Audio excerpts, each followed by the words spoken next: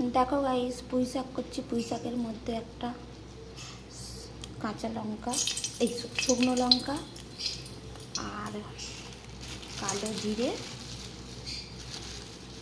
কড়াই তেল দিয়ে কালো জিরে দিয়ে পেঁয়াজ দিয়ে নাড়ার পরে देखो এবারে সমস্ত সবজিগুলো দিয়ে দিলাম দিয়ে ভালো করে ভাজো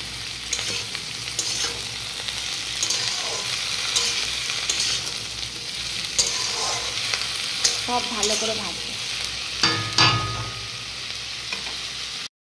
সমস্ত মশলা হয়ে গেছে ভাজা ভালো করে পুঁই শাকটাকে ভেজে নিয়েছি সব আনাজ দিয়ে আর এখানে মাছের মাথাটা দিয়ে দেবো দিয়ে ভালো করে নাড়ব নাড়তে নাড়তেই ভেঙে যাবে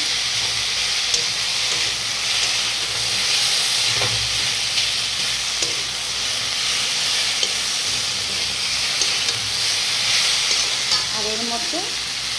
হলুদ নুন আদা রসুন লঙ্কা বাটা দিয়ে দেবো দিয়ে ভালো করে নাড়ব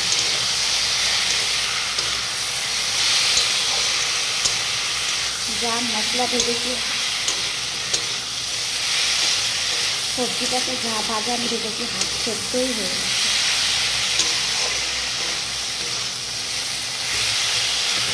এখন মাথাটা আস্তে আস্তে ভেঙেই যাবে মাছের মাথা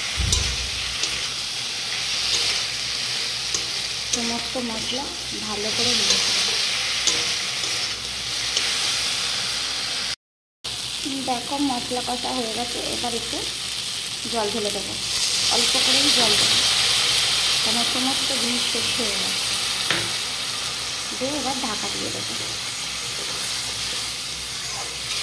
এটা যেহেতু শুকনো শুকনো হবে তখন অল্প করে জল দেবো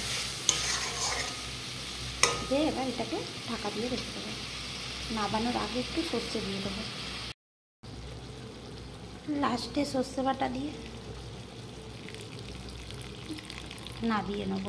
একটু শুকনো শুকনো করে এই সর্ষে বাটা দিয়ে দিলাম দিয়ে একটু শুকনো হয়ে গেলে নাবিয়ে নেব